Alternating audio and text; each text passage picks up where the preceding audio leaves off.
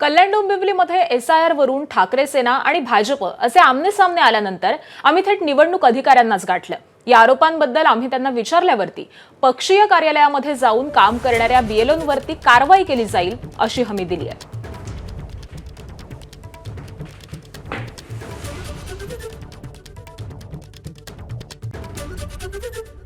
आम्ही BLOंना वारंवार मीटिंग घेऊन सूचना दिल्या आहेत। सगळ्यांच्या घरी जायचं, कुठल्याही राजकीय पक्षाच्या कार्यालयामध्ये कुठेही फॉर्म वाटू नये। हो, असं कधी होत असेल तर आम्ही त्यांच्यावर सक्त कारवाई करू। ABP माझा, उघडा डोळे बघा नीट।